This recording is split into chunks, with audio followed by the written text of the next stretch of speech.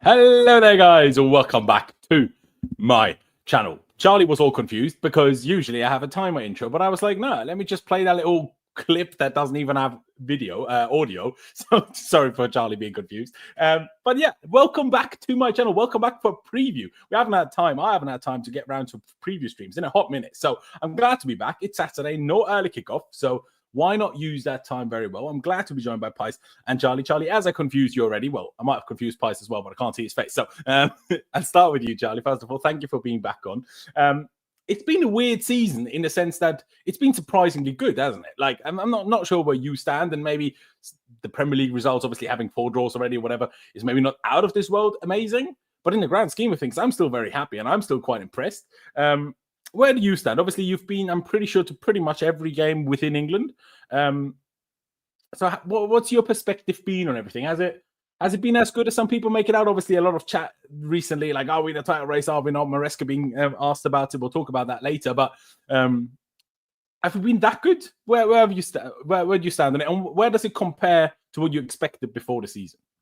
Oh, it's miles better than what I expected. I think it's miles better than what anyone expected, you know, to be in with a chance of potentially being second at the end of the weekend. If someone had said that we might be second come the start of December, we probably would have laughed at them because no one would have expected that.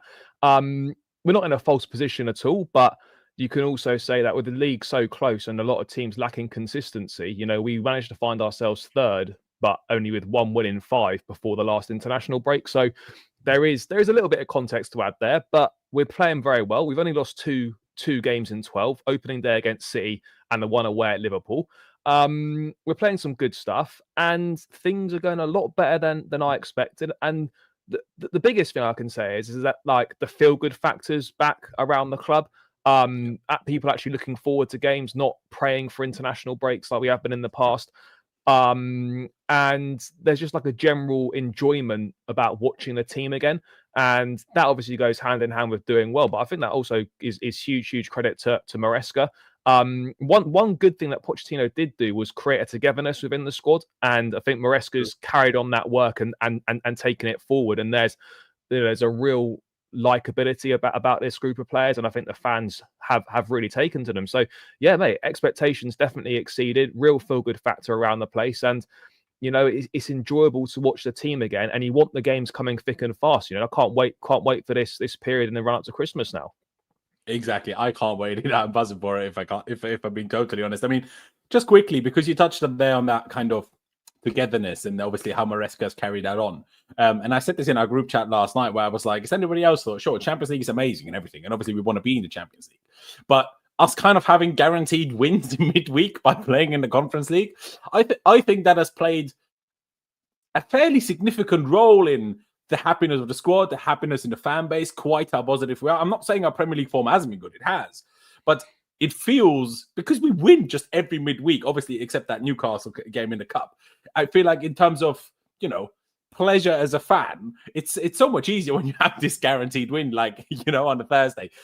Do you think that's played a big role in Maresca having been able to keep that squad happy that way? Because imagine we had the same squad, but none of these midweek games like we had last season. I feel like we'd already be in big trouble with player happiness.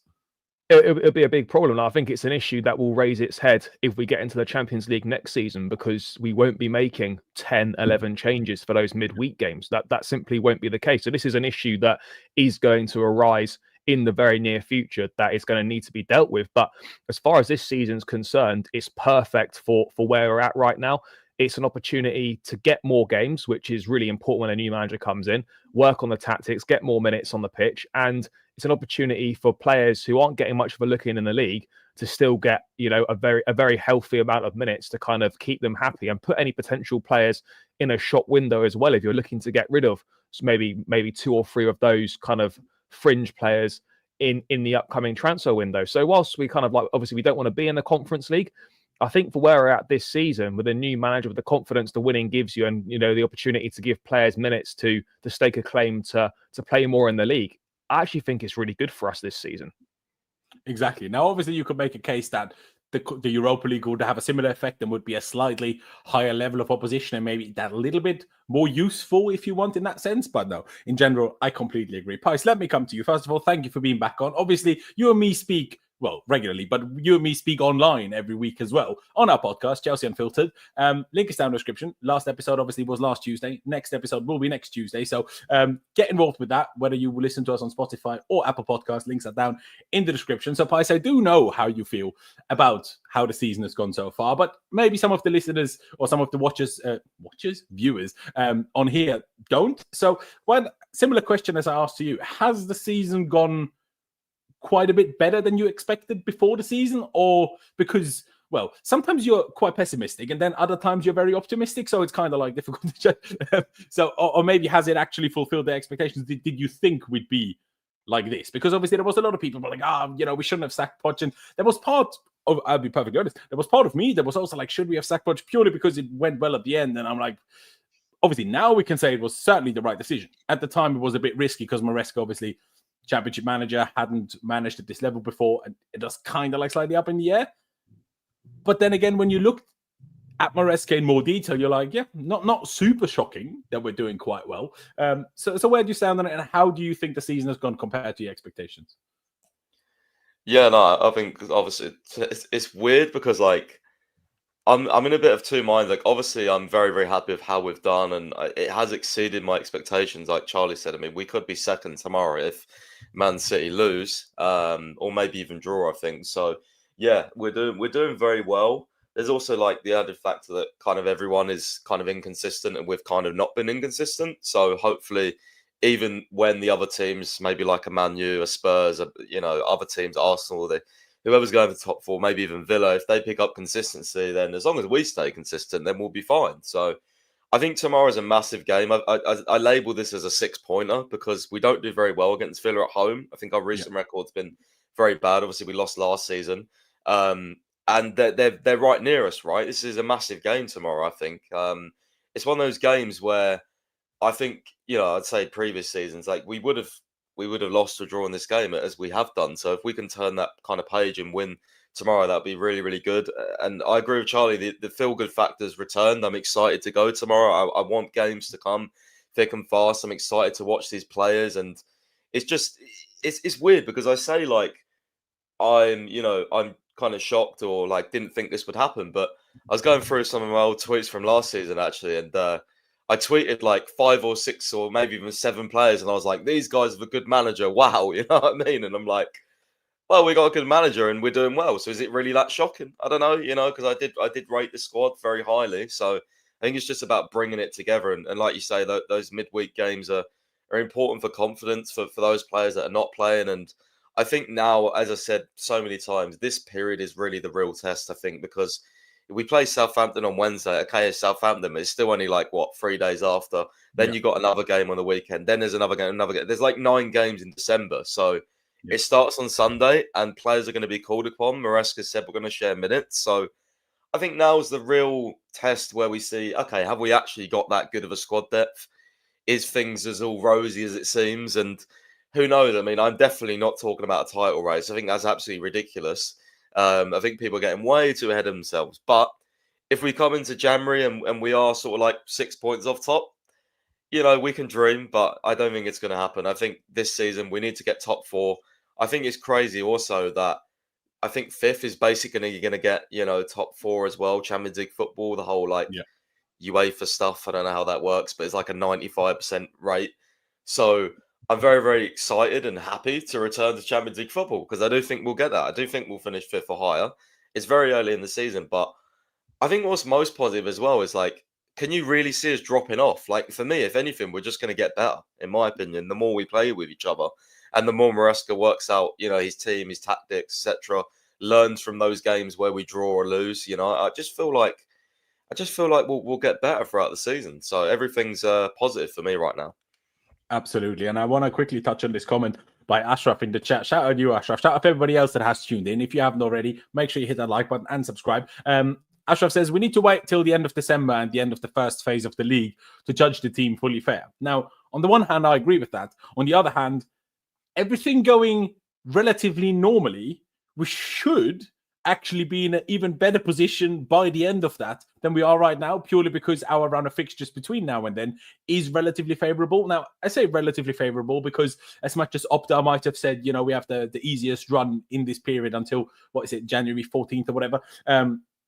But obviously, there's still some difficult games in there. Aston Villa tomorrow, we don't have the best record, especially recently against them at home, like Pys said a few minutes ago. Obviously, Spurs away is not easy. And there's a couple of other, for example, Brentford. I don't know why, but we never really seem to do particularly well against Brentford. Even though they're obviously on paper not the most difficult opponent, those are the type of games. They've got Everton away as well. Exactly, Everton away. Always places where you can drop points. But in the grand scheme of things, our points per game record should, if anything, be higher by the end of December than it is right now. So there's a lot of positives to take. And I think, Pys, and Charlie, you mentioned it earlier as well, the whole with the squad and the Champions League, it is going to be very, very interesting because we can't change the whole team next season. But we will still have a fairly big squad. Now, I'm sure a couple of players will maybe leave next summer, but we'll bring in a couple of other new players then. So if you then don't rotate the whole team every week, how will that go? Obviously, if we keep winning, if we keep doing well, it's less of an issue. But it's going to be incredibly interesting. And I think that's the how do I best word it? That's the biggest difference between this season and being in the position that we're in after a couple of bad seasons, where the expectation isn't that high. Now, we're already getting these kind of little talks of, are we in a title race? Are we not? You can already see it creeping in, whether it's from some fans, but mostly it's from the media. Like for the last 2 years, no one was even thinking about us when it came to title race. You could see it there in the summer. Jamie Carragher was like, "No, we're nowhere near top 4." Now they're all changing their minds, and now you almost seem like a crazy person if you don't think we'll finish in the top 4. Even though, of course, Pys makes a very good point by saying that the likelihood of the Premier League getting a 5th Champions League spot is incredibly high. I mean, according to football rankings, it's 93.7%, but according to Opta, it's even 97%. So the likelihood of that is extremely high. Like Pi said, I'm not 1,000% sure of how these things are calculated. You can see the points, the UEFA coefficiency points down here. I'm not 100% sold on it, but I want to get onto this, Maresca and are we not in a title race conversation? And not in the sense that I'm like, are we actually in a title race? Because I completely agree with him that we're not. And that isn't what that kind of pressure isn't what we should be putting into the squad right now. But Charlie, do you agree that Maresca saying this so publicly this way is a good thing? Or do you think kind of applying that little bit of pressure saying maybe, remember Jose back in that 13-14 season when he said, one little horse against 2 big horses? Is it a little bit like that, or are we completely not in it? And what did you make of him saying that the way he has? He's just being honest at the end of the day. I don't really think it's any more than that. He's being honest. None of us think we're in a title race now.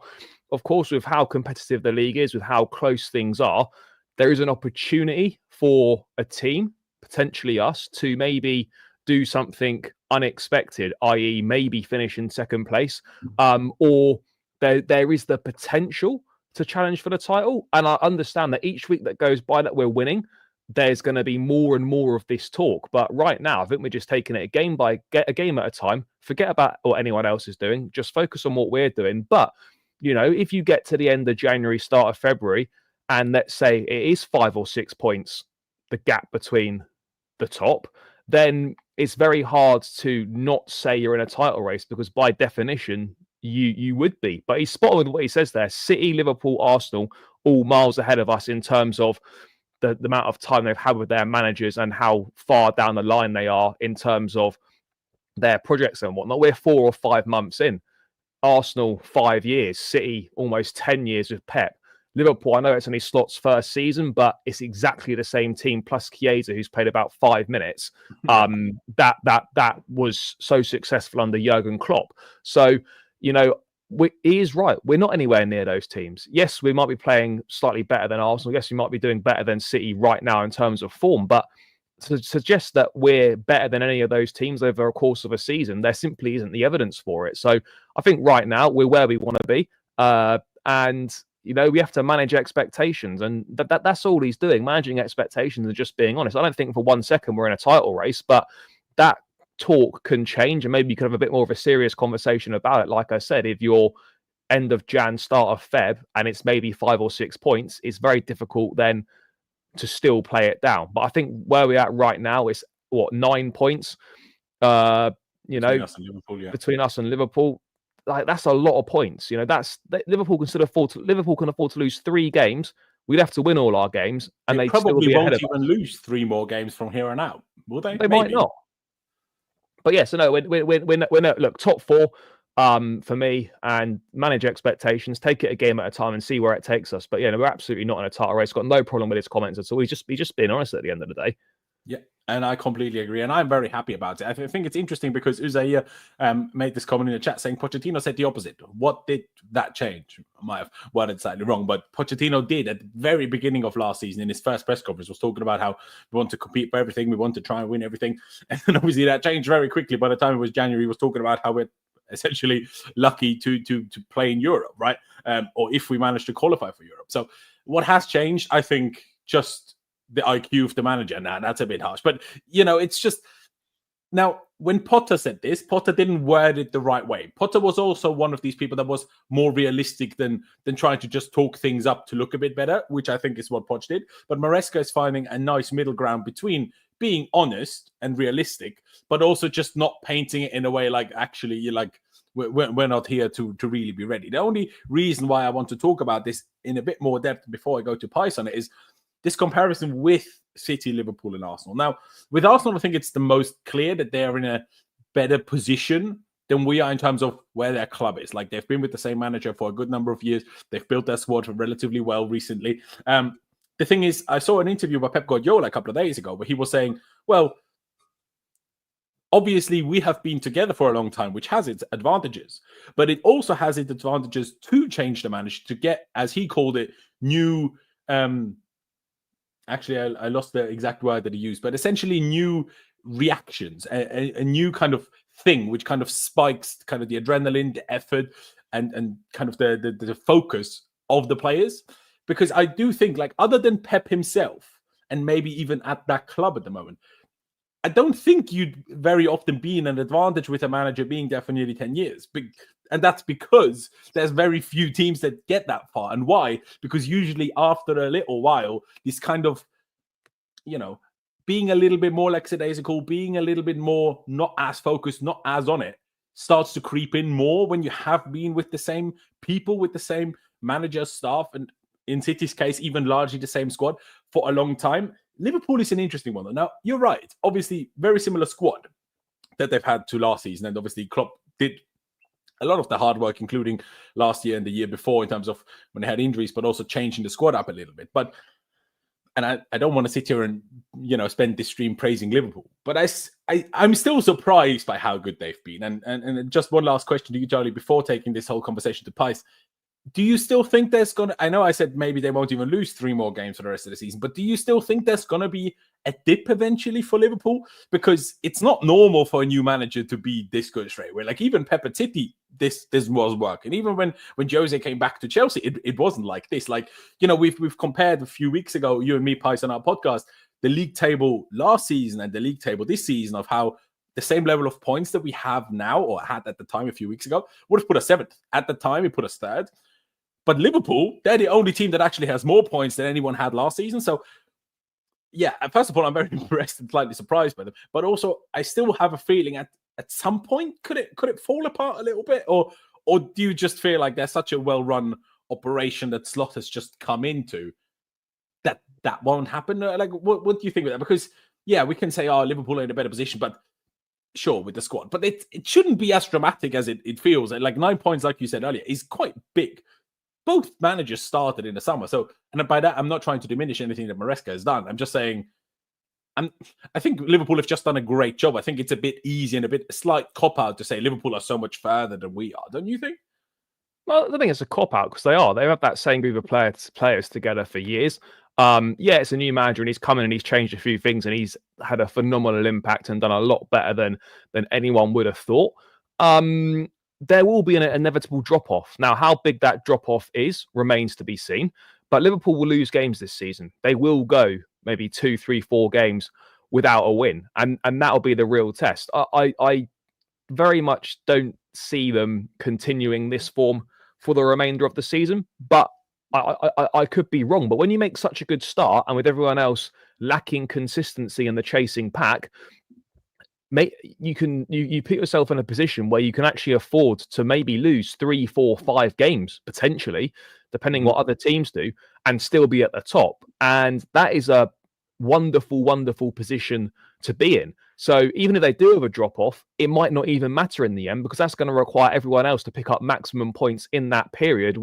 Given the teams that are lacking consistency in the chasing pack, given how it seems anyone can take points off anyone in any game at the moment, they're in a very, very strong position. Obviously, it's too early to call the title over, but it could be over come Sunday night if they move 11 points clear of City.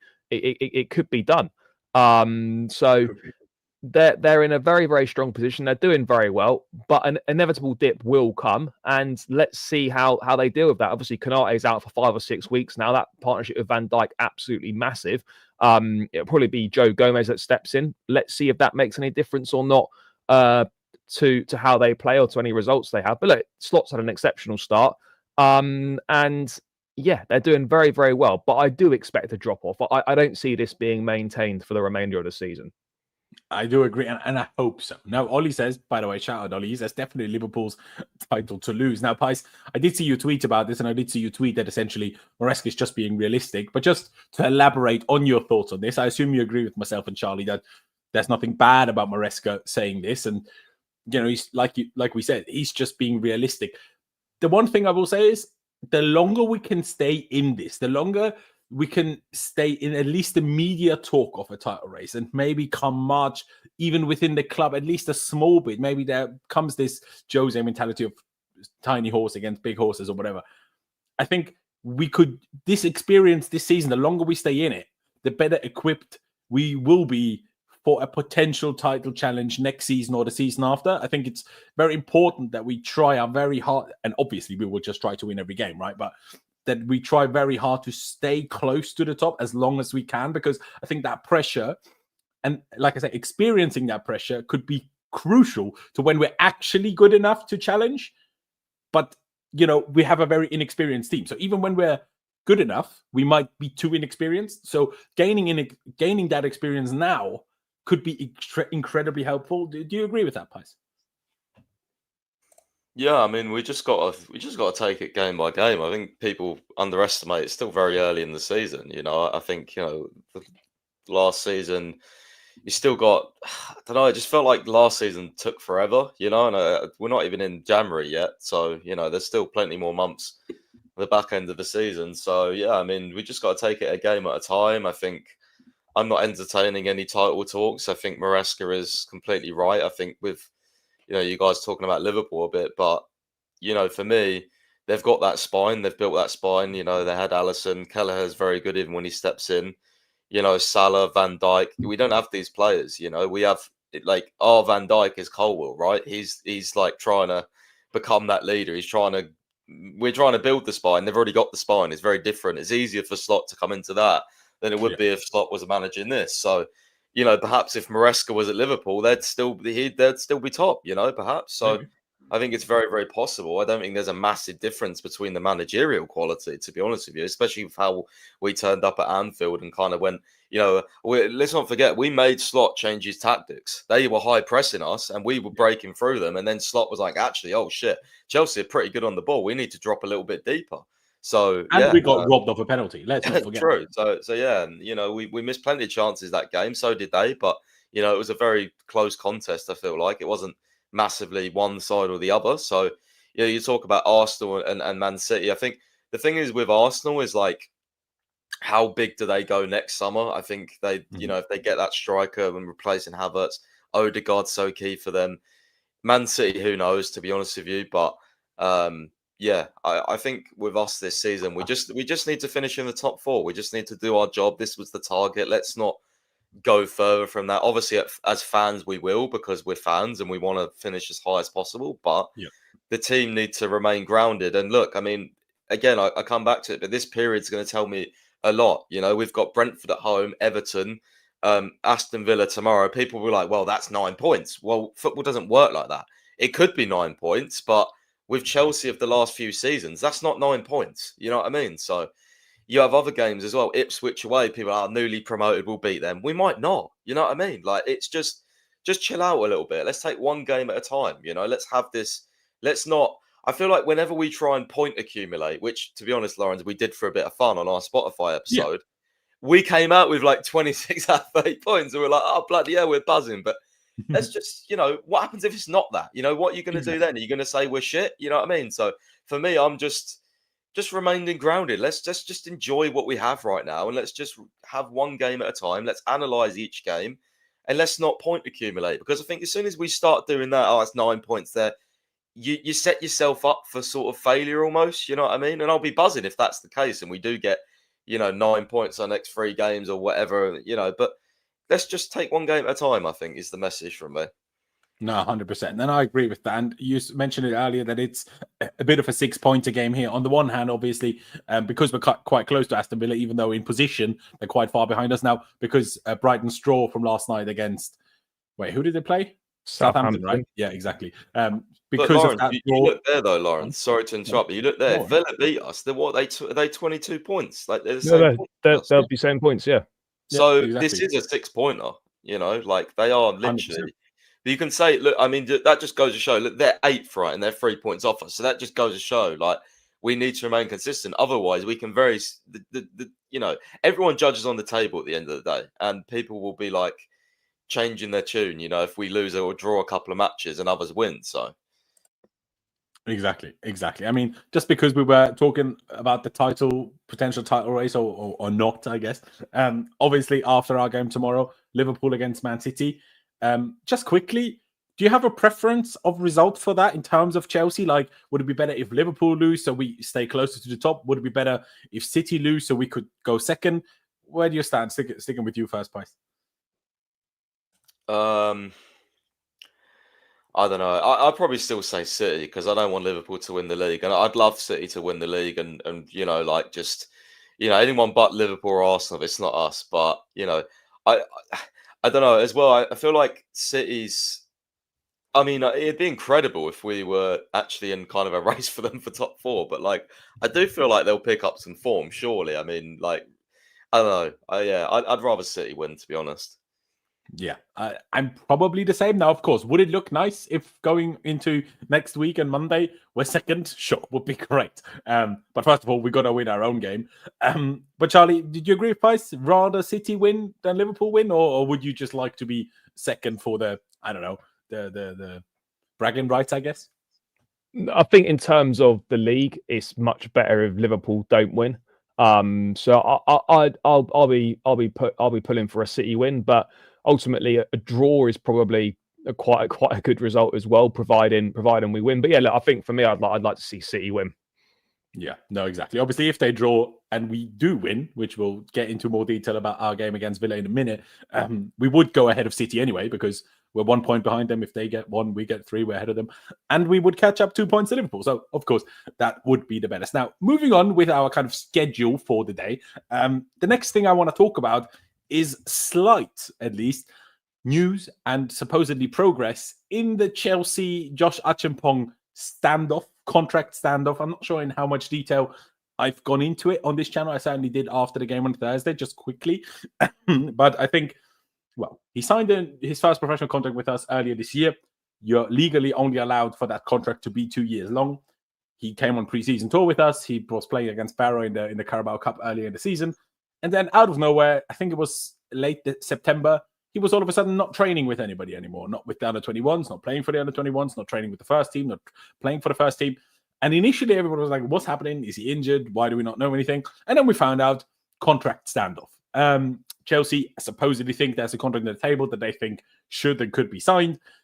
Acheampong, or his people at least, clearly don't agree. We don't know. Is that about contract length? Is it about money? Is it about wanting to see a pathway before committing to a long-term contract? We don't know. But supposedly, there has now been, progress and things moving in the right direction. And the big indicator for that are 2 things. First of all, on Wednesday, we all of a sudden saw him training with the first team again. Now, a lot of people went ahead of themselves and was like, could he play? Could he start? Could he do whatever away at Heidenheim on Thursday? He didn't even travel. But he did play for the under-21s, which, that is kind of a significant step to the standoff where he wasn't allowed to be involved in anything. So, Pys, where do you stand on this? And I assume you don't know more than what we see here and that you retweeted earlier anyway. But where do you think the situation is? Where do you think the problem is? Is it contract length? Is it money? Is it, I don't know. Is it wanting to prove himself first so he gets the chance to earn a better contract in a way? Because he signed a contract in January or whenever, that 2-year contract. And before he's even had the chance to prove that he's maybe worth more than he's earning on that contract, he's already being made to sign a new contract. And if he isn't, he's being, exiled almost. I still think this ownership do things slightly weird with these kind of players. But where do you stand on it? And are you optimistic now that there has been supposedly progress made? And obviously he's back at least playing for the under-21s and training with the first team on Wednesday. Yeah, I mean, I don't know what's more than what's been said. I mean, I don't have any sort of academy sources, unfortunately. Obviously, Felix is very good with this sort of thing, follows the academy and, knows a load of the players and stuff. So probably better to ask him. But, I mean, looks like there has been some progress. I think that, I agree with that. I think it's so weird how, like, you exile a player and you're like, well, like, how's that supposed to make a player want to stay? I don't get that. I've never understood it.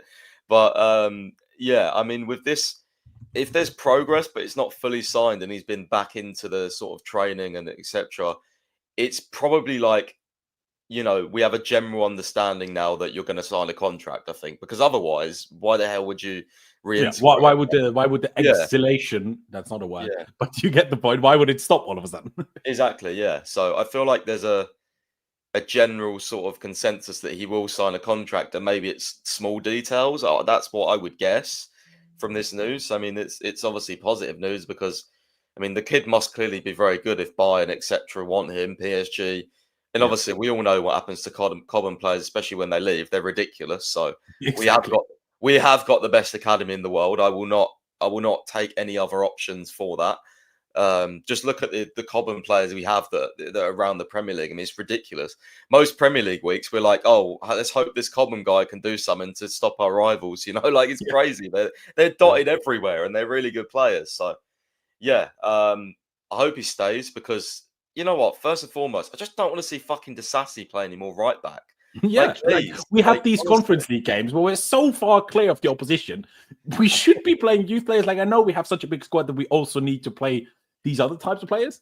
But if you're not playing youth players in the Conference League, what on earth even is the point of being there? Like we turned up to Heidenheim, and to be fair, Heidenheim our best opposition in this competition so far. But we turned up with a squad worth hundreds of millions, and obviously a couple of youth players came off the bench. But with 2 minutes to go in the game, a complete waste. Like, give some of these players some minutes, man. Obviously, in this case, that it's not on Maresca, but does it also remind you a little bit of that Kalamat Snodoi situation back in 2018, when obviously Bayern offering him starting minutes in the first team, and then there was this standoff: does he sign a new contract with us? Does he not? Now he did, and it didn't end up very well because not that long after he tore his Achilles, and that kind of ruined everything. I hope it doesn't go this way. But obviously, if you have interest by, like you said, Bayern, PSG, I think Real Madrid was mentioned as well. Obviously, that's going to turn your head a little bit when your actual club are telling you, well, actually, you're not allowed to play if you don't sign this contract immediately. So, yeah, it's a weird one. Charlie, where do you stand on this? Because, yeah, I've seen people say, yeah, it's perfectly fine. You need to commit to the club. Otherwise, you don't get to play. But if you signed your first professional contract, which is legally not allowed to be longer than it was, and before you even get the chance to prove anything, like 2 or 3 cameo appearances, that's it. You are essentially forced to sign a new contract, probably 7 years long, when you just saw Trevor Chalobah a couple of years ago sign a 7-year deal and be forced out and exiled a year later. I understand why there would be a little bit of hesitation, even if with the Reece James injury situation and Gusto also quite often being unavailable. To me, there is a clear pathway, if he's good enough, for him to win that spot for himself. But where do you stand on the whole standoff, Charlie? I don't know. I think the whole thing is a bit strange, really. As I said, he only signed a new contract in January this year of the maximum length possible for his age. And before he's had any chance to really make any impression on the first team, he's played, 25 minutes against Barrow this season. He's suddenly frozen out and he's not allowed to play until he commits his future to the club. that seems like a very, very strange way of going about things. As Pi said, how is treating a young player like this going to make him commit his future to the club? We've seen it time and time again. Players sign a new long-term deal, and the next moment they're out the club. Lewis Hall, had agreed or even signed a 6-year contract at the club. He's literally and a week later he got agreed at the end to Newcastle. Exactly. This is my point. So you can feel. I think the action's a bit strong for a player in this position. But I can also understand why he's hesitant to commit his long-term future to the club. Because, one, I know Reece James' injury issues don't seem like they're going anywhere. But if they sort themselves out and he somehow is able to keep himself fit in the future, and obviously we've got Malo Gusto, and they're both, 24 going on 25, and Malo Gusto's 21, 22. If Reece sorts out his fitness issues, there is no pathway. And I know that's a big if, but that is got to be a factor in your thinking there. That a slight disagreement I have with that, for me, is also that Josh Acheampong is not just your out-and-out right-back. He can very much be a right centre-back. And with Wesley Fofana being in a situation where he's we're going to sign another centre-back, though. We're going to go and sign another centre-back. So maybe, I think we probably not before next summer, most likely, of that level anyway. There's a long period where he could, prove himself so much that they're like, actually, maybe we don't need to spend another 40 million on a Disasi. But he's not going to get the opportunity to get the minutes to prove that. So I can understand why he's hesitant to commit his long-term future to the club. How many? I know you can't guarantee minutes to any player, but how can you convince him that he is going to get enough minutes to help him develop as a player? And for me, when you're this young, this is a big, big decision to make, and you don't want to make the wrong decision. So I can fully understand why he wants to weigh up all his options possible and decide where the best place to continue to develop his career is. I don't think we've done ourselves any favors by freezing him out and almost sort of strong-arming him into signing a new deal. We're almost banking on the Stockholm syndrome, where it's like we're keeping him hostage so long until he loves us again and signs a contract. That's essentially what we're doing. You're essentially holding him hostage until he signs a new deal, which it just finds is a staggering way of going about things. Yeah, your club is your family and everything. He's been here since 8 years old. What are we doing? Yeah, it's mental. It really is a strange one. But you can understand that there's previous examples of players signing long-term contracts. As I said, Lewis Hall, Trevor Chalobah, and then being basically forced out the club. I mean, Hall not so much forced out, but you know what I mean? Suddenly you sign a long-term deal, and then all of a sudden, actually, you're surplus to requirements, so we don't want you anymore. So you can understand why there's that hesitance and that reluctance there. I just don't think this situation does anyone any favours. It's doing Chelsea no favours because you are depreciating the value of an asset in Acheampong by not playing, and you're actively making it aware that he's available for sale and his price is going to go down. And two, we're wasting valuable opportunities for Acheampong to develop in the first team and add first team minutes to his game. He's missed out against Panathinaikos, he's missed out against Heidenheim, he's missed out in cup games, he's missed out against Noah. There's about 4 or 5 opportunities there's been since he's been frozen out where he's missed out on minutes because of this standoff. And this whole situation is not doing anyone any favours at all. It needs to be resolved as quickly as possible. So ultimately, he's going to do the best thing for his career. If that's with Chelsea, great. If it's not, I can fully understand why he would choose to go elsewhere. I agree. Just to read this out, this comment by Ollie says, the way I see it, if this is the strategy the club go with when trying to tie down young players, you have to accept that there's a risk we'll lose some very talented kids in the crossfire.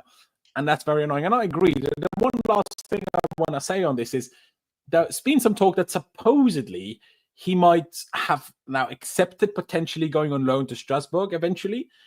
And I'll ask this to both of you. I'll stick with you first, though, Charlie. Do you think that the way André Santos' loan has gone there and the talk that he is already being almost planned for being back at Chelsea next season has kind of been able to convince Acheampong that if you do make that loan move to Strasbourg, that can truly help you win your at least squad spot at Chelsea? Do you think that could have played a factor at all? Because, I mean, you look at Leslie Ogochukwu, who's out at Southampton, that loan isn't going well at all, is it? But at least when we're loaning to our own club, if you want to call it that, we have some sort of control over it. And it's working well for André Santos at the moment, isn't it?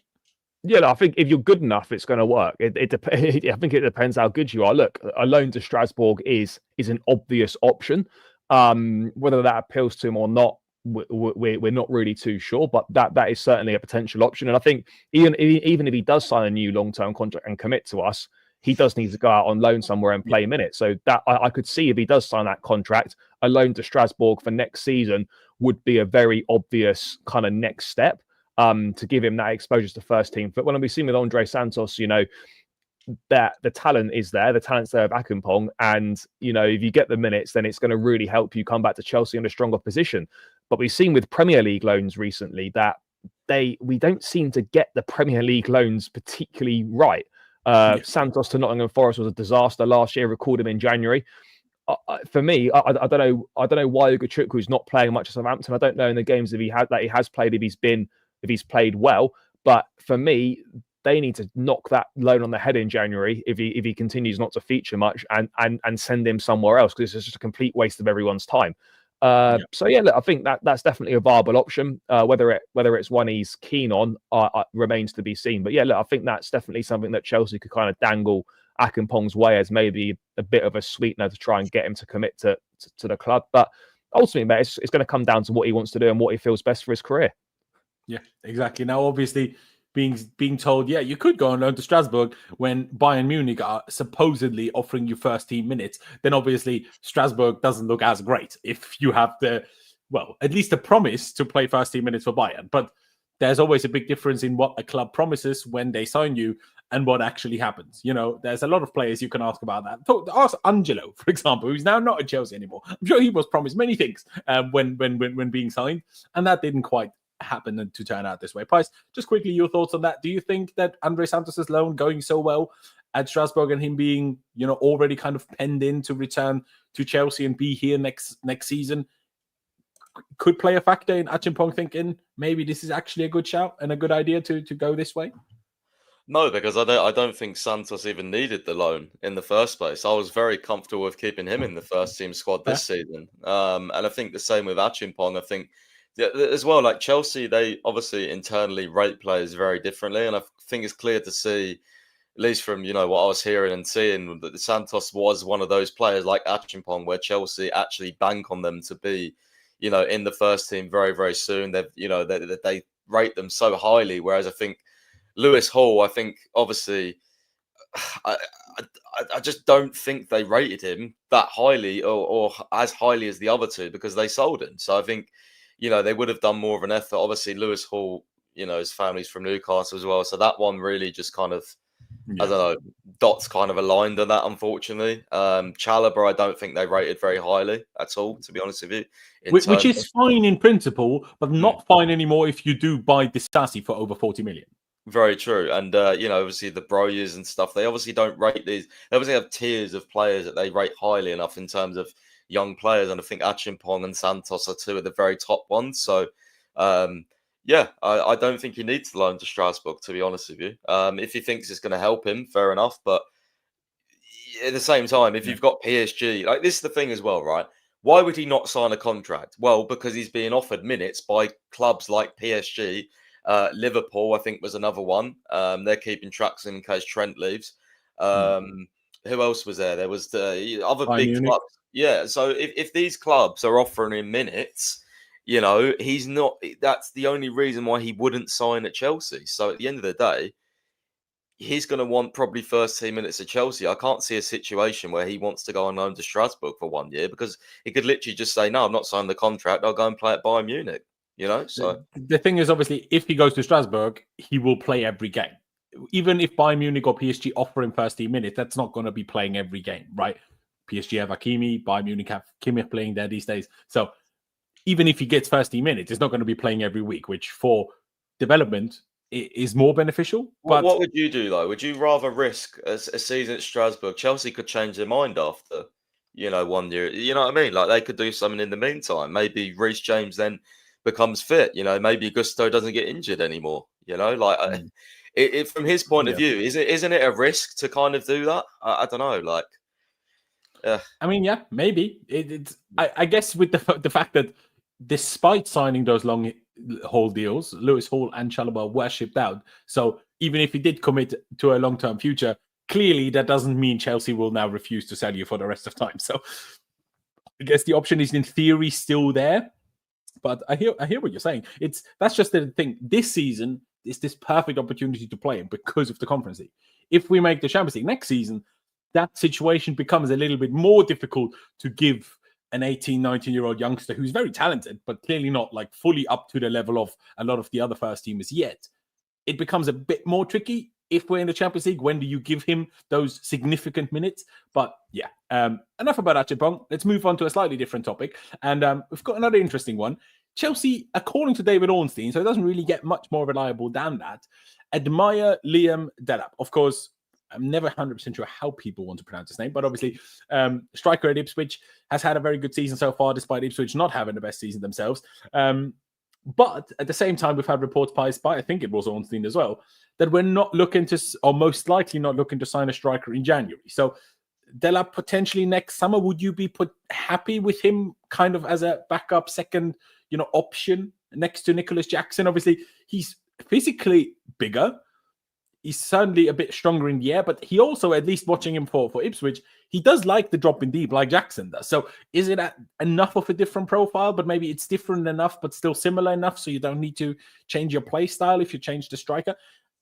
I wouldn't hate it. I think this is, like, obviously, I keep saying this, I think the ideal backup striker would be Chris Wood. But if we're refusing to go for anyone older, which I think we all have to accept, we are refusing that, I think someone like Delap wouldn't be bad. Where do you stand on that, Pys? Do you think it's likely to happen? To be honest with you, if you're just talking about likability to happen, I think it's like very, very likely to happen. Like if we were actually to target him, I think it's definitely happening. It's a Joe Shields guy. He's worked with Maresca. Can I quickly are you not worried that City could want him back? Because they have some sort of buyback clause, and we can't forget they do have a buyback. City don't have a backup striker. That's why I think that City thing could still be in there. You know what I mean? True. No, true. I mean, this like cold strike situation has just a lot of variables to it, though. But if it is Chelsea, like I think it's very likely to happen because obviously Joe Shields guy knows Maresca, knows Palmer, knows Lavia. It's just like welcome to the gang almost. That's already here sort of thing. It's like it's a very seamless transition for him. He scored 6 Premier League goals this season. It's very, very good for Ipswich. I mean, Jackson's got 7. And we're talking about Jackson as a top 3 striker in the Premier League, and Delap's got 1 less and he plays for Ipswich. So very, very impressive. I rate him as a player. I think he's very, very physical. But also, like when I was watching him against Man United, you're right. Like he did play a bit like Jackson. He was dropping out wide. He was coming deep. But also he like maintains that box presence, if you know what I mean. So it was just he was in a couple of areas where I was like, oh, Jackson might not have been there in the box sort of thing. He made a couple of runs where I was like, yeah, that's different to Jackson. But at the same time, he was playing like Jackson. So I rate him very highly. I think, again, though, this for me, and it was Simon Johnson who said that we won't buy a striker until the summer, unless someone bids for Nkunku and they want all the money back. So they want £52 million bid in January. Don't see how that's going to happen. No. So, yeah, I think it's sensible to wait until the summer because as much as I think getting a Delap or getting someone of a different profile does actually fully secure us top 4, because I think then you just have different options and, you probably turn some of them draws into wins, just bringing that striker off the bench, to be honest with you, from what I've seen. I think it's sensible to wait until the summer because you want to see how good Jackson actually is. You want to see him for a full season again. Is he going to get 17, 18 Premier League goals? Is he going to match or at least better, his goal tally? Can he be consistent again for a whole season? And then you can really judge, okay, is Jackson that guy or not? Is he that number 1?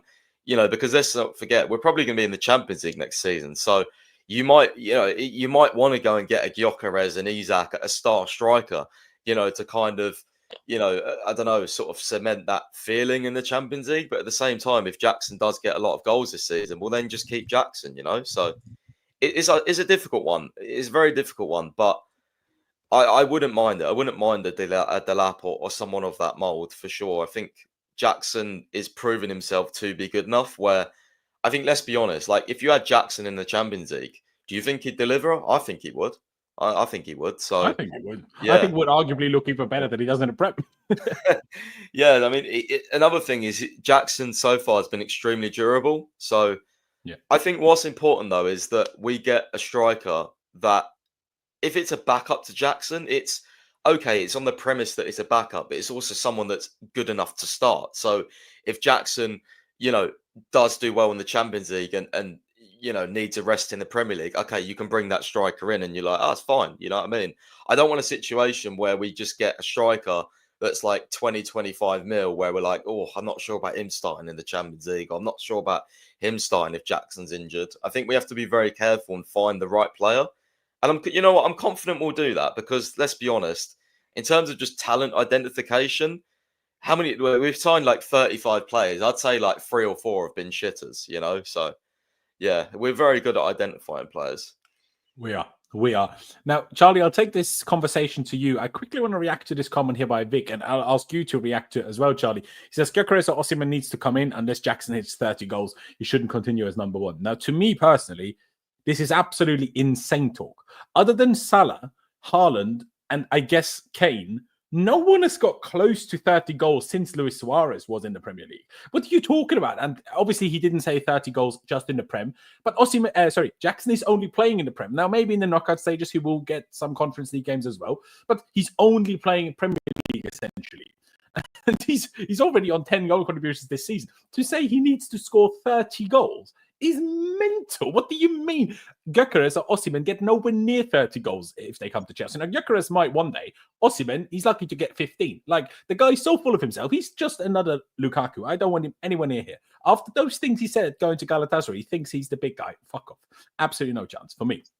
Obviously, everyone will have their own opinion. But Charlie, obviously, I guess if you want to react to the comment by Vic as well, but more on Delap, would you like that as a potential second striker option? I'm not even saying he would be so clearly second choice. I guess it would be a bit of competition. Does he somehow outdo Jackson and win himself the number one striker spot? But it's less, if you sign Osimhen, if you sign Gyökeres for 50, 60, 70 million, there's no way Jackson keeps that number one spot unless the other ones bottle it and Jackson gets it back. But once they're signed, they are number one. With Delap, I think that would allow Jackson's development to continue. And I think the whole concept of how we build our football club, how we have done with going for young talents, if you go for young talents, they do well, and then you replace them anyway, is completely pointless. The whole structure is completely pointless if you do that, in my opinion. Yeah, I agree. Like, 30 goals is... Everyone would love 30 goals, but there's literally there's maybe 2 or 3 strikers on the planet that'll give you 30 goals. Harry Kane. Especially in the Prem. Harry Kane, Erling Haaland, and probably Robert Lewandowski has scored 30 goals in his career in seasons in the past. Those are probably the only 3 strikers right now that give you 30 goals. Maybe Mbappe at PSG. I can't remember his exact numbers, but you're dealing with a very select band of players and a select band of players who are regarded as the best in the world. Nicholas Jackson's 23 years of age in his second Premier League season. How can you have standards that he should be scoring 30 goals? It's in my opinion, I don't want to belittle people's opinions. Everyone's entitled to their own opinion, but I just think that is outrageously unrealistic. And unhelpful. Where does that get us if we have those expectations? To be setting those expectations. What I'm looking for from young players is a season-on-season improvement. Now, Jackson got 14 Premier League goals last season. He's already on 7 in 12 games. He's halfway to his total already. Providing he stays fit for the remainder of the season, there's 26 games left, if my maths is right, and he would require a 1 in 2 strike rate to hit 20 Premier League goals. I think with the amount of chances... By the way, Diego Costa has never scored more than 20 Premier League goals for Chelsea. Yeah. I don't think we've ever had a 30 goals a season striker. So Drogba once, and that's it. To then expect a 23-year-old in his second season to be scoring 30 goals is just really unrealistic, in my opinion. Chelsea massively believe in Nicholas Jackson, as Pi said that report in The Athletic saying they think he's a top 3 striker in the Premier League. He's developing leaps and bounds. It makes perfect sense to wait until the summer for a striker. Let's see how he does this season. If he hits 20 goals or can get close to that mark, I think it makes sense for Chelsea to stick with Nicholas Jackson. I think if they believe he's going to be as good as they claim, then we would have saved ourselves a significant amount of money in him being that 20 goals a season player. And then you bring in a different profile to complement him and to come in and play games as and when required, with the view to potentially becoming a first choice in the future. Now, Liam Delap ticks all those boxes, as Pi said. When you actually sort of strip it back and think about it, it almost feels like the most obvious Chelsea transfer going. come through the Manchester City youth ranks, knows Joe Shields, played in the PL2 in the City team that won the PL2 under Maresca with Cole Palmer and Romeo Lavia. He's that physical profile, good box presence, aerially dominant. He's that profile we don't have in the squad, and his strengths are probably Jackson's weaknesses in terms of aerial ability and box presence. So he ticks those boxes. Plus, he can also link up play as well. And he's a little bit of a shithouse, which always goes down well. Let's, of course, wait and see how he develops over the course of the season. But for me personally, given the way that we're going, given how we fared with big-name strikers in the summer, I actually think sticking with Nicholas Jackson, going for a more low-key signing with someone like a Liam Delap, it takes the pressure off. There's no one's going to be expecting, oh God, why hasn't Liam Delap scored X amount of goals? Whereas if you sign a Gyökeres or an Osimhen, if they go 2-3 games without a goal, or if they're not in the starting lineup for 2 or 3 games, it's like questions, and unnecessary coverage around the situation that the club don't need. Stick with Jackson, bring in a Delap or someone of that ilk, and for me, it makes a lot more sense, and it's far more fitting with Chelsea's project and the way that they're going right now to sign someone like a Delap rather than a Gyökeres or an Osimhen. And I actually would be against signing a Gyökeres or an Osimhen for those reasons. Yeah, and I agree. I mean, Vicky's standing to his point. He says Jackson did 14 goals last season. What are you talking about? He needs to do better than 20 goals. It's the only way to measure his progress. Again, Diego Costa didn't score more than 20 goals. But progress is just doing better than last season. If Jackson scores 15 league goals this season, he has made progress compared to last season. I'm looking for a season-on-season improvement from my players. Yeah. Obviously, you'd want more than one more goal, but still, and people forget this as well. He doesn't take penalties. No, exactly. Compared to Salah or compared to Haaland.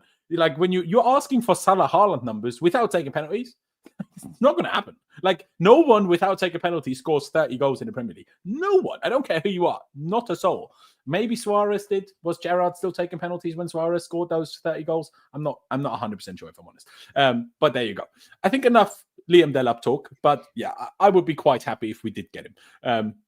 Would I personally think, could we do it in January as well? Get a bit of a steal on other players, on other teams, potentially City? Maybe. But I also hear the point that the Pys and Charlie made that if you give Jackson the whole season, you can be more sure whether he is truly over a whole season good enough to be our number one, also going into the Champions League and everything, or whether we need another big name striker and have kind of 2. I think there is plus reason if Ipswich went down, there's an even cheaper deal there. True, but also more interest from other clubs, though. True, yeah, true. But I think they probably also outpay a lot of people. No, but I think on the same token as well, they probably also want to see how he does this season. Yeah, no, and I do as well. Now let's get into talking about Aston Villa. Obviously, our opponents for tomorrow. Let me quickly bring up their recent results because they're not particularly impressive. Now, I'm not sure if people are aware of this, but they haven't won. They have 0 wins in their last 7 games. 1 win in their last 8, and their last win was on October 22nd against Bologna. Now, Pys, you and me mentioned this on our podcast last Tuesday.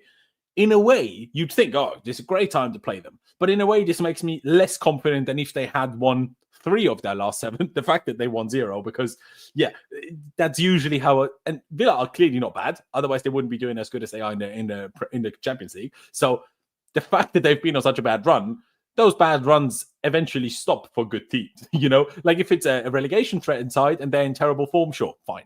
But a good team being in bad form, at some point the bad form stops. So yeah, does that make you more confident or more worried? Like I say, you kind of touched on it already in our podcast, but maybe your mind has changed now that we're closer to the game. What do you think? Because 7 games without a win, if we were 7 games without a win, we'd be talking about major crisis. So yeah, what does that make you think for tomorrow, Pys?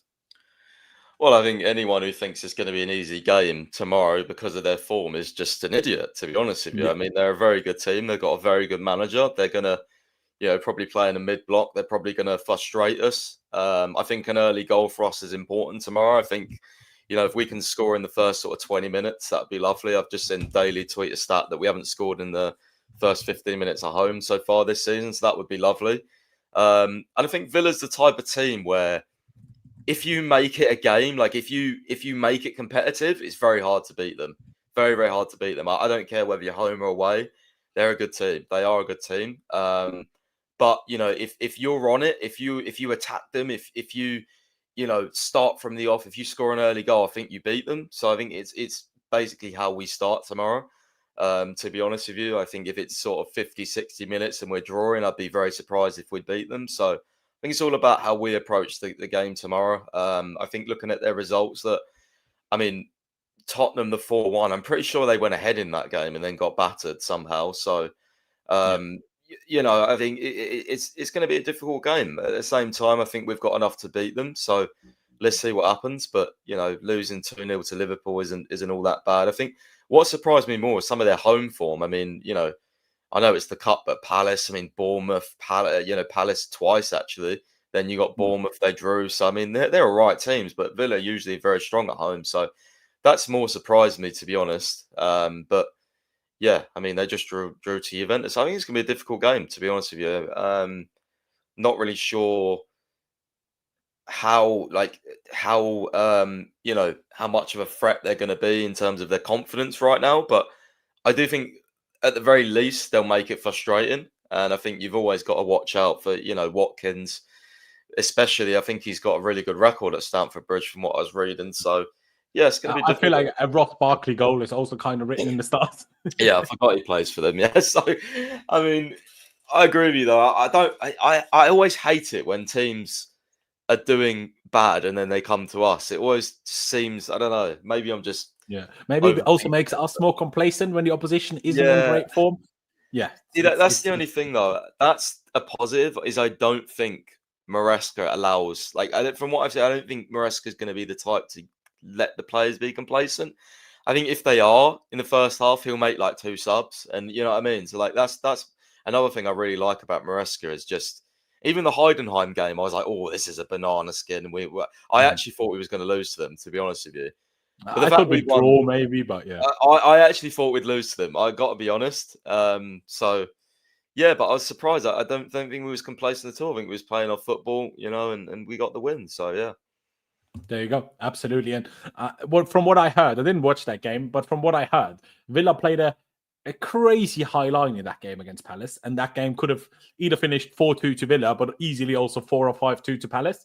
Now, I don't think Unai Emery will come to Stamford Bridge and play a high line, because I think there's been enough examples of that being a bad idea against us. Ask Brighton about it. Brighton have had a very good season. The only one that's made them look silly is us. So should you play a high line against us? Maybe not. But if they do, I think we could murder them. I just don't think they will. Now, Charlie, where do you stand on that? A team being in really bad form, but they're still a good team. Does that make you more or less confident? Probably a little bit less, because you're expecting a return to form at some point, and we do have previous of helping teams out who come and play us in a not very good run of form. Villa have got a good recent record against us. They've won the last 2 in the Premier League at Stamford Bridge. This will be a really difficult game. Yes, they're not defending particularly well at the moment. They do leave a lot of space in behind, which if they do that on Sunday, then we've got, the players that can definitely cause problems and take advantage of that. They're susceptible in transition. They've been conceding goals from their own corners recently, which obviously is never an ideal situation to be in. But they've got threats all over the pitch. Morgan Rogers, Watkins, Duran, Leon Bailey. They've got a great midfield with, the likes of Boubacar Kamara, Amadou Onana. Although Onana is at least a doubt. I still think he'll play. And then they've got a very good goalkeeper in Emi Martinez. So yeah, they might not be doing that well in terms of results recently, and they've not won the league since October 19th against Fulham, but they're still 3 points off the top 4, which is a very good position to be in. So yeah, mate, difficult game on the cards, and one that we're going to have to be at our absolute best at to get the 3 points. Exactly. I think Rodgers is fit. I think he's fit. The only doubts are Ramsey is, I think, out, and Onana is obviously a doubt, like we said. Now, what I've got up here, and we touched on it earlier, Pys touched on it in terms of a bad record against Villa, especially at home. Now, the last 2 games were obviously the one in the league where we got kind of robbed at the end. Should have really won that, but a 2-2 draw. Then this FA Cup game, the replay from our 0-0 draw a few days beforehand. Remember Enzo Fernandez, that absolute wealthy free kick? I'm sure people remember it. But then the 3 home games against them before that, the 0-0 in the FA Cup, once in the Premier League when we lost 1-0, once in the Premier League when we lost 2-0. And also, if you want to add to it, even though this wasn't at home, this kind of mid-season friendly after the 2022 World Cup where Broja did his ACL, we also lost that without scoring a goal. So 3 games at Stamford Bridge in a row that we haven't actually scored against Villa. So, obviously we all want to win, but let's first of all make sure we score a goal. And then we go from there because, shock, Michael Owen over here, can't win if you don't score. So let's score at least a goal. And then we go from there because, bloody hell, we need to fix up that record. But so we still have time to actually get through our team and everything. What I think we need to talk about now is our goalkeeper conversation, because Filip Jörgensen has had an absolute worldie of a game against Heidenheim. Now, people have made the fair point, considering how much better we are than Heidenheim. It's not the best sign that our goalkeeper was the best player on the pitch and made 11 saves, but he did. He looked great on the ball because Heidenheim weren't like many other Conference League teams sitting back. They were going for us. They were pressing. So Jörgensen also got tested in that sense, and he made some really strong saves. I think we're probably all in agreement here that Jörgensen will not start tomorrow, but do we think that he should? I'll go with you first, Pys. First of all, tell me, do you agree that he won't and it will be Sanchez again? But do you think that Jörgensen, now is the time where you give Jörgensen that chance? Or maybe Southampton on Wednesday, with our midweek rotation, another Premier League game midweek next week, could that be the time? Tomorrow's the time. There is no conversation. There's no conversation. I think someone made a great point the other day. It was like, if Jörgensen makes mistakes in the Premier League, you'd still keep Jörgensen in goal because he's a young keeper. That's how the project you're trying to develop. He's actually young, unlike Sanchez. Like, you know what I mean? Like, you'd rather Jörgensen make mistakes than Sanchez making mistakes. Like, so I don't see it as a conversation. I think he's better on the ball. I think he's more composed. He's shown he's a decent shot stopper, especially in the last game. I mean, fucking hell, 11 saves, 7 were inside the box, by the way. Like, what is the conversation here? I don't know how Sanchez is starting. I really don't get it. I don't get it. And it really confuses me because, like, how we mentioned about Jackson and the striker, and it's like, well, if he gets replaced with a project's kind of stupid, isn't the whole point to buy young players and develop them? Well, why is a 27, 28-year-old goalkeeper starting over a 23-year-old goalkeeper who you just signed for 25 mil in the summer? That makes no sense. No. I don't get it. Like, I really don't see how there's any conversation. Sanchez is an absolute bozo. He's a constant, hindrance to our team. Even the passes he does complete, he puts players under unnecessary pressure. The guy's a bozo. He shouldn't be starting for us. Simple as that. I agree. But do you think that he will, though, Sanchez? Oh yeah, probably. I'd be surprised if he doesn't. But yeah, no, I think he does start, unfortunately. But I have to say though, like, if you're Maresca, you've got so many, green ticks. The one orange/red tick is, especially if he doesn't start, after last game, it's like, well, what is the point in saying in press conferences there's no there's no A or a B team? Prove it then. Start Jörgensen tomorrow. Prove it. You know what I mean? Like, he's just won a starting spot on merit. By the way, like, I hate rating apps, but do you know how hard it is to get a 9.8 on SofaScore? Like, as a goalkeeper, impossible. It's basically impossible. So, you know what I mean? He's won that spot on merit. So play him. You know what I mean? Prove it, Maresca. Prove it. Prove that there's no A and B team. Exactly. I fear he won't, but I completely agree with you. Charlie, do you agree as well? Do you think it's as clear that it should be Jörgensen tomorrow as Pys? Well, myself as well, but Pys thinks it's maybe even more clear than I do. Not that I disagree, but I'm just saying, well, he's played 2 difficult opponents, Newcastle and less difficult, but still difficult, Heidenheim. He was pretty bad against Newcastle, was very good against Heidenheim. Now, out of 2 difficult games, he's played 1 good one, 1 bad one. Is that enough to clearly be the first choice? Not clearly be the first choice, but I think he should just be getting a chance. I'm okay with it if it's Wednesday against Southampton and not tomorrow. But it has to happen soon, in my opinion. He really does deserve that Premier League start. Do you agree, Charlie? Yeah, no, absolutely. He deserves an opportunity in the Premier League. We all know Sanchez is starting tomorrow. We all know Sanchez will probably start against Southampton. We all know that is going to be the case. And, that is the one sort of question mark, I suppose, surrounding Maresca, is the persistence with Sanchez when the evidence is so strong that this guy simply isn't good enough, and this guy's making the same mistakes, and this guy is not showing any sign of improvement.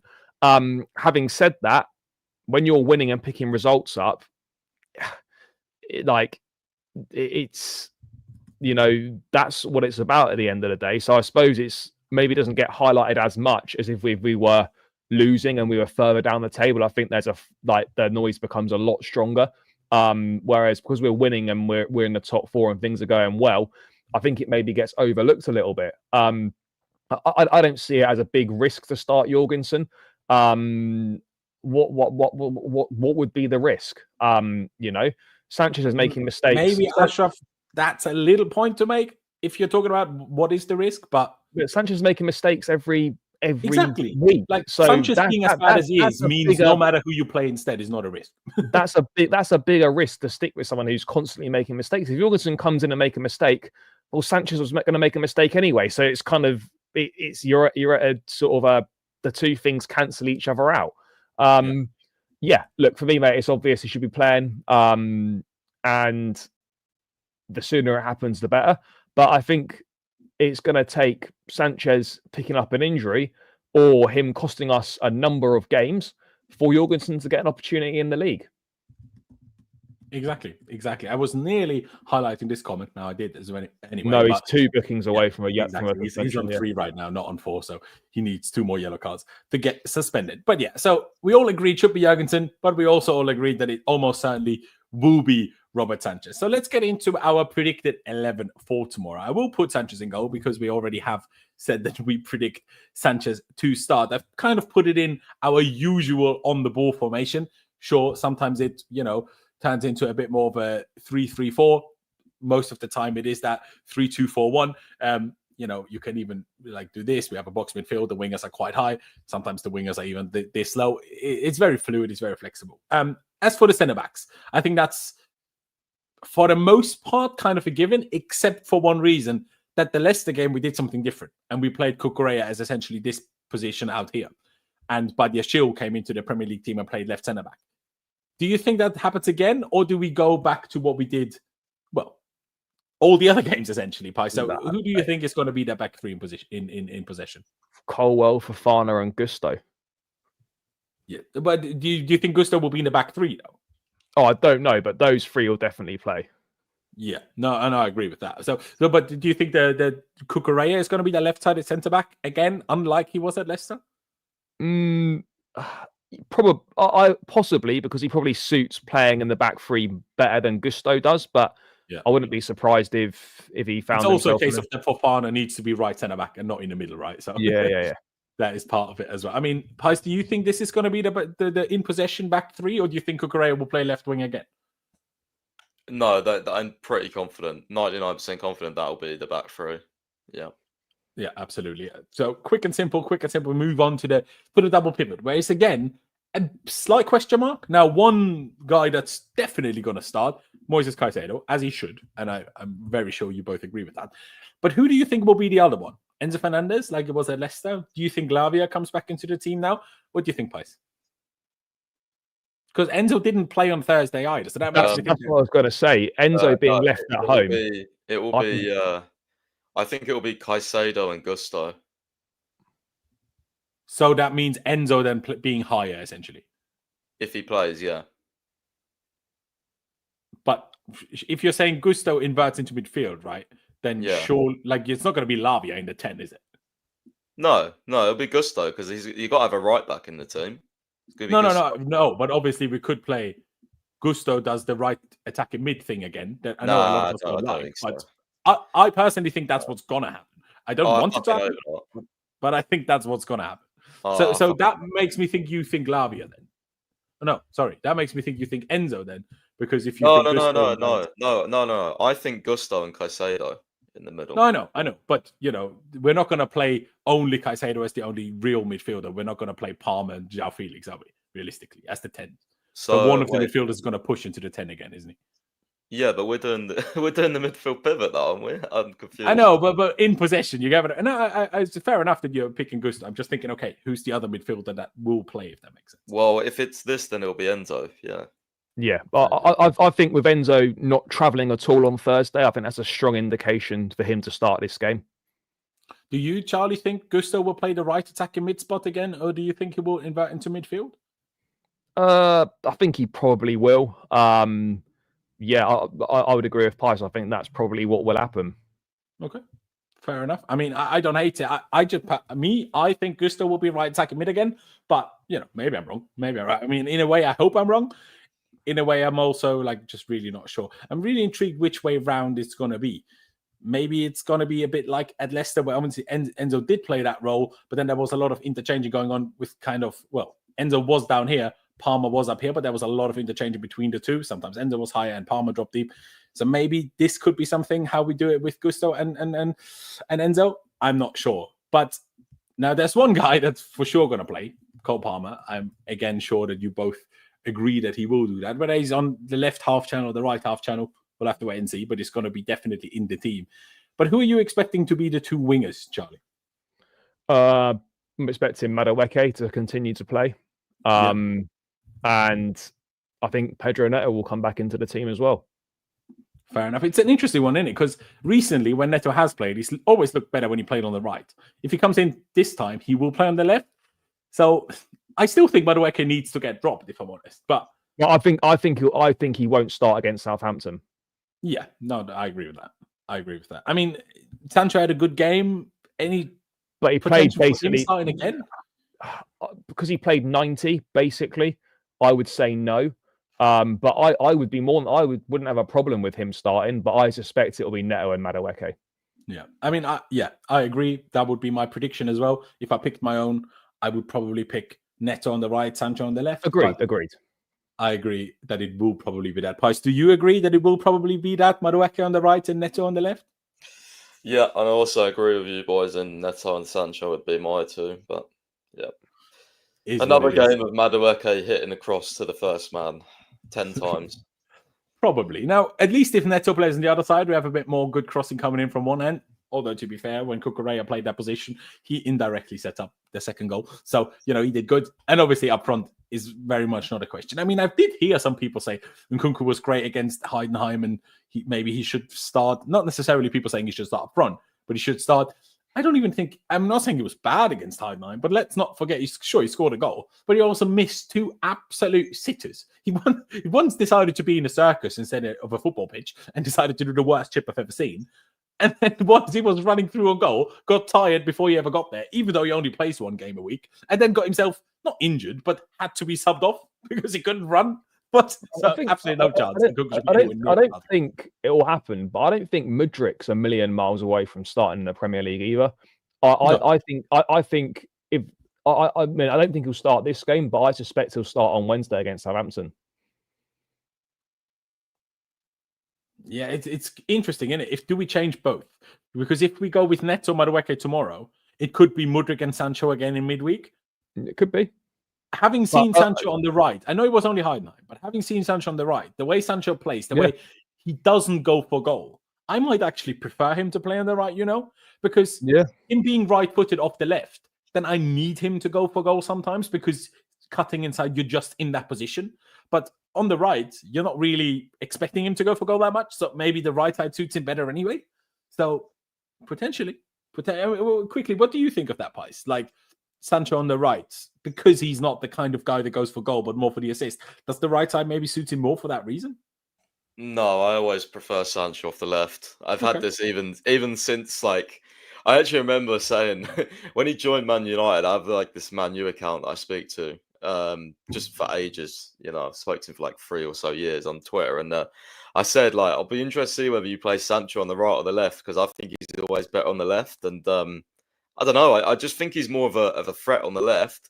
Funny enough, I used to always say that as well because he used to cut in and shoot a lot, but he doesn't really shoot either side for us. So in that sense, even Maresca said, I'm not sure if you boys saw that press conference, but Maresca in the post-match press conference even said that Sancho, great performance. Sometimes he could even shoot more, he said. I don't know why he just doesn't shoot, but I mean, he's playing very well. He just doesn't shoot. So, I mean, I don't mind if he plays on the right or the left, but I don't know. Sometimes when you watch players and you think, "Oh, I just prefer them that side." Like for me, it's the same with Neto. I prefer him off the right.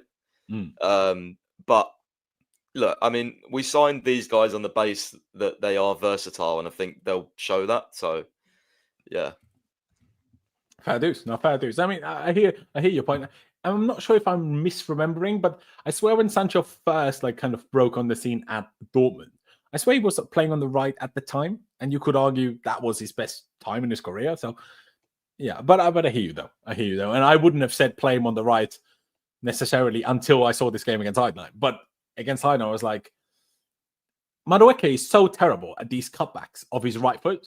If you allowed Sancho to do those cutbacks of his stronger right foot, I think the accuracy of those balls could go up so much that it could get us so many more easy goals, if that makes sense. So that's why maybe it's something to consider. But yeah, no, I understand your take on it as well. Now, boys, just to finish it off, score predictions.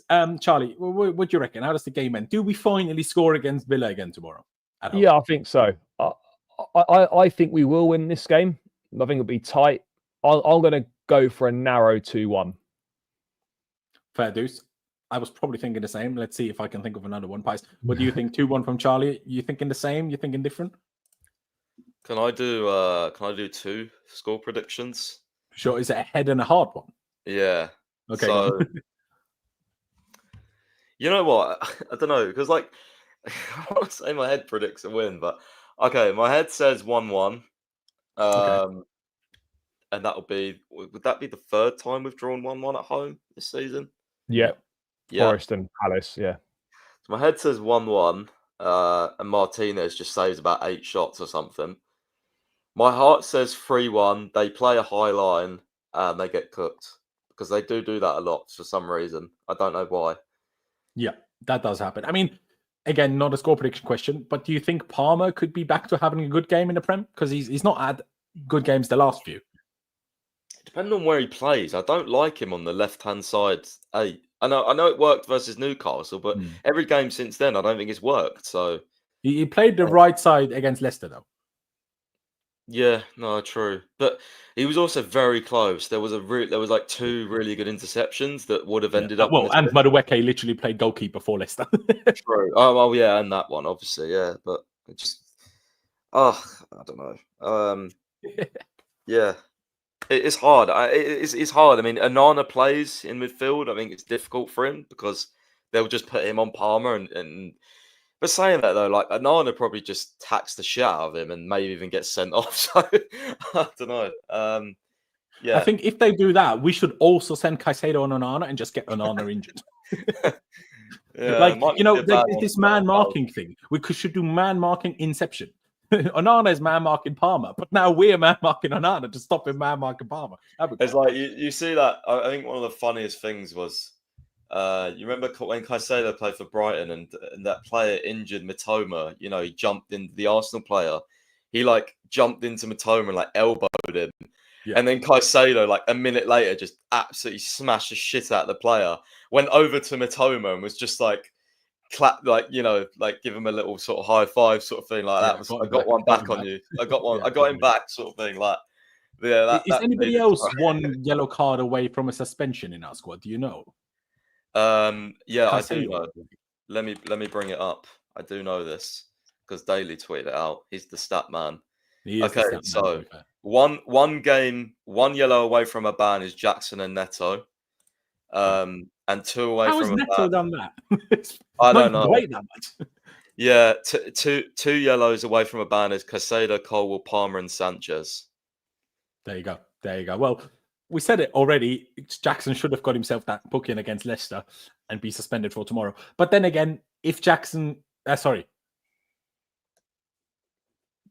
game before the international break, he should have got booked, so he would have been suspended against Leicester instead. But if he gets his book tomorrow and suspended against Southampton, wouldn't be the worst chap. I really hope the club are kind of over all this, because the last thing you want is Jackson getting booked against Southampton and then missing Spurs.